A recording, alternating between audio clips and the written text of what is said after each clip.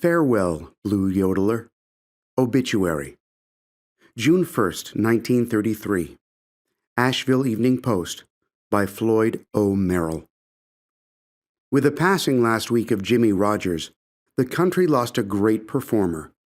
But it's a testament to the kind of man he was that many of his fans will take the loss personally, as if that Blue Yodeler, as we like to call him, and we'll remember him, was a friend of ours. Thankfully, we've got his records to keep with us as mementos. James Charles Rodgers was born in Meridian, Mississippi in 1897. His mama died when he was just a kid, and Jimmy was raised by relatives in Mississippi and Alabama. When he was a little older, he returned to Meridian to live with his father, Aaron, who was a maintenance foreman on the Mobile and Ohio Railroad. Jimmy had no rigorous musical training, but he learned to sing and play guitar. Still a boy, Jimmy proved to be a nonconformist. He secretly organized a traveling show. When Aaron Rodgers found out, he had the good sense to foil his son's plans. He tracked Jimmy down and dragged him home. But the stunt was more than the bumbling behavior of an unruly kid. Jimmy showed the same initiative again, formulating a second plan to get out on the road and sing. He charged a pricey canvas tent in his father's name and hit the road to make music. His father might have understood Jimmy's love of music, but he probably didn't want the boy to delude himself about a musician's life. He set out again to pry his son from the road. Soon, Aaron got Jimmy a job as a water boy with the railroad. Within a few years, Jimmy was a brakeman on the New Orleans and Northeastern Railroad. Now Jimmy was a steady working man, but he never lost his love of music. Jimmy came down with the deadly respiratory disease called tuberculosis in 1924, when he was 27 years old. As a consequence of that abominable disease, he had to quit his railroad job. Ever resourceful, Jimmy organized a traveling show and played across the Southeast. He worked as a brakeman again, and later as a switchman, but couldn't keep those jobs because of his tuberculosis. But his travels gave him a look at the whole panorama of Southern music. In 1927, Jimmy went to Asheville, North Carolina, where the city's first radio station had just hit the airwaves, and he played on the radio and earned himself a weekly slot. The exposure served him well in subsequent months. He recorded songs for a record company. One of them, Blue Yodel, sold like hotcakes and made Jimmie Rodgers a star. Propelled by fame, the Blue Yodeler traveled the country for the next few years. It was hard times for the nation, but while so many people were on the dole and looking for work, Jimmy was living his dream. He was making music, touring, and starring in a movie short called The Singing Brakeman. Eventually, his illness caught up with him. During a recording session in New York City last week, he couldn't get through all of his songs. He took the day off to recover, but Jimmy was in a race against time.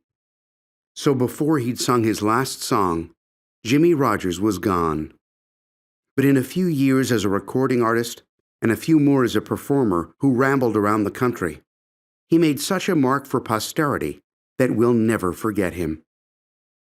Jimmy leaves behind his wife, Carrie, and daughter, Carrie Anita, and a legion of fans and recordings. Farewell, Blue Yodeler.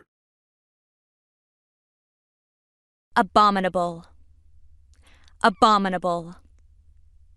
Abominable is an adjective meaning arousing hatred or disgusting. Murder is an abominable crime. Or, it is abominable to make fun of someone's disabilities. Now you say abominable. Repeat the word.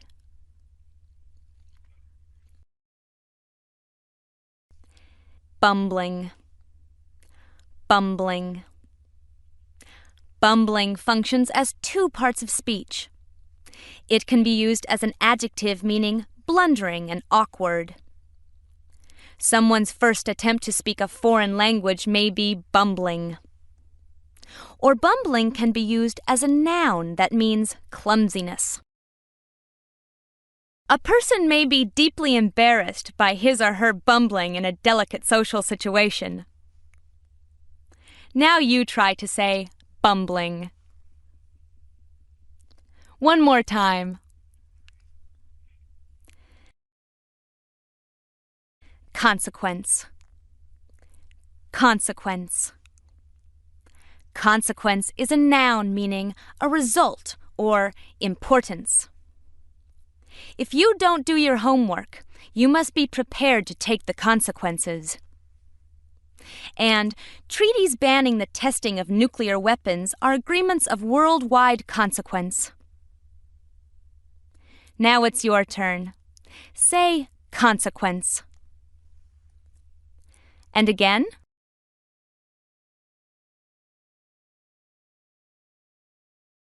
Delude. Delude. Delude is a verb meaning to fool or deceive or to mislead utterly. In Shakespeare's tragedy, Hamlet deludes people into believing that he has gone mad. Or a magician deludes an audience, but it's all in fun. Now you say delude. Repeat the word.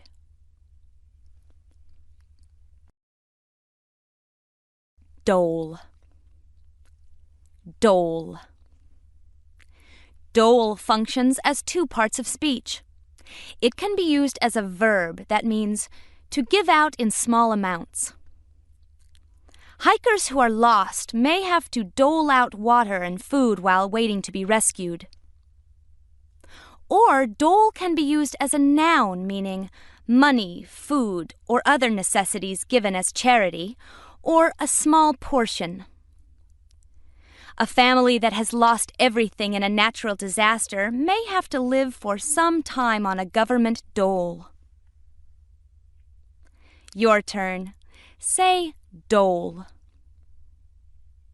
Once again.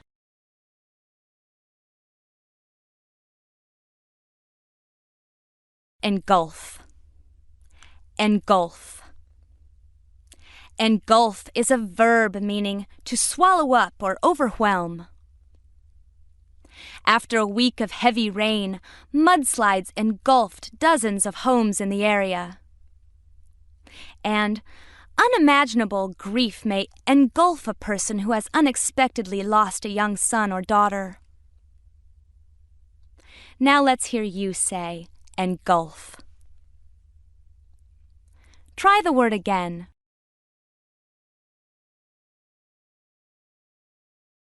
Foil. Foil. Foil functions as two parts of speech. It can be used as a verb meaning to defeat or to keep from gaining some end. In old-fashioned melodrama, the hero always foils the villain's evil schemes. Foil can also be used as a noun that has several meanings, including a thin sheet of metal, a light fencing sword, or something serving as a contrast. Many tragic heroes in literature are accompanied by mischievous characters who serve as comic foils. Your turn. Say foil. One more time.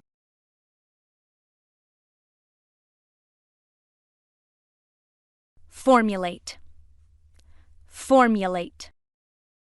Formulate is a verb meaning to express definitely or systematically, to devise, or to state as a formula. It is a good idea for every family to formulate a monthly budget. And Einstein formulated several important theories relating to physics. Now let's hear you say, formulate. And again. Initiative. Initiative. Initiative is a noun meaning the taking of the first step, or the ability to act without being directed or urged from the outside. Many companies encourage employees to take the initiative in solving problems. Also, a self-starter may be defined as someone who always takes the initiative. Now you try initiative. Once more.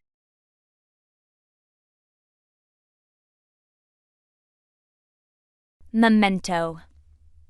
Memento. Memento is a noun meaning something that serves as a reminder.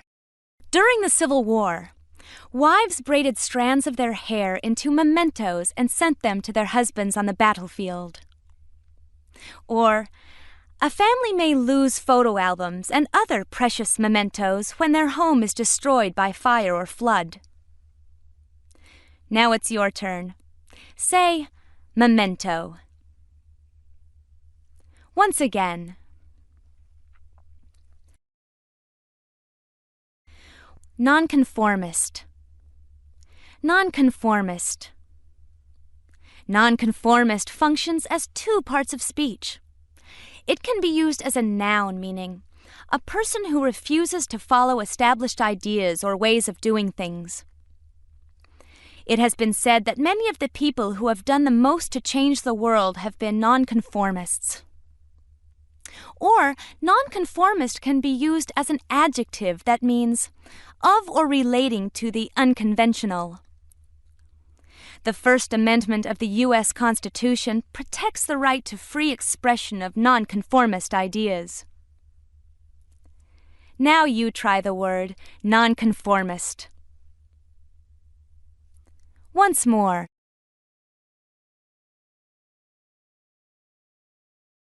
Null and void. Null and void. Null and void is an adjective meaning without legal force or effect, or no longer binding. When a person revises her or his will, the previous version is null and void. Or, a court of appeals may declare a lower court's ruling null and void. Now let's hear you say, null and void. Try the word again.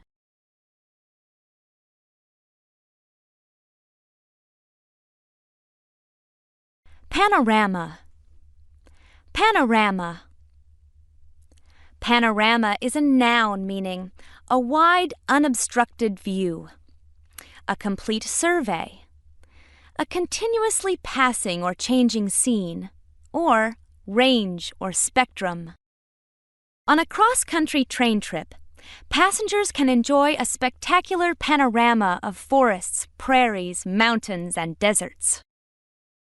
Also, a collection of essays on the subject of the American legal system may present a panorama of opinions.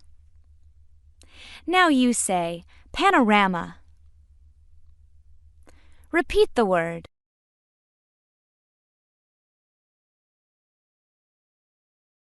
Posterity. Posterity.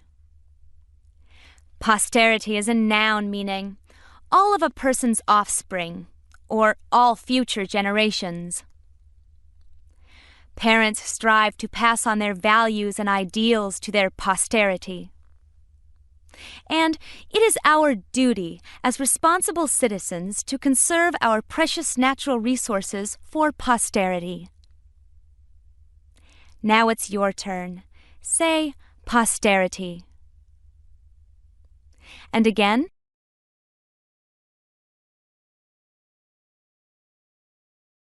Pry. Pry. Pry is a verb meaning to pull loose by force, to look at closely or inquisitively, or to be nosy. You may have to pry open old weather-damaged windows. Or, it is sometimes dangerous to pry into matters that are none of your business. Now you say, pry. Try the word again.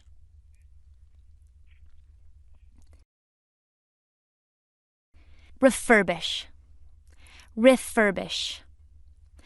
Refurbish is a verb meaning to brighten, freshen, or polish, or to restore. A fresh coat of paint and new curtains may be all you need to refurbish your room. Also, local businesses may contribute funds to help refurbish the town library's book collection and cataloging system. Well, it's your turn now. Say refurbish. One more time.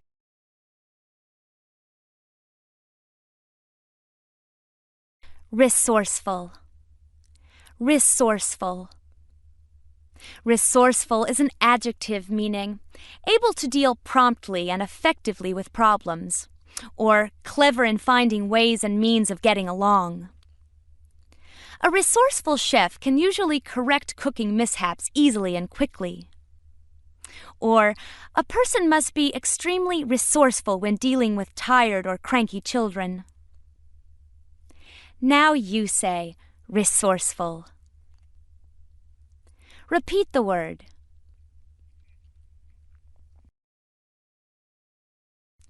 Rigorous. Rigorous. Rigorous is an adjective meaning severe or strict or thoroughly logical.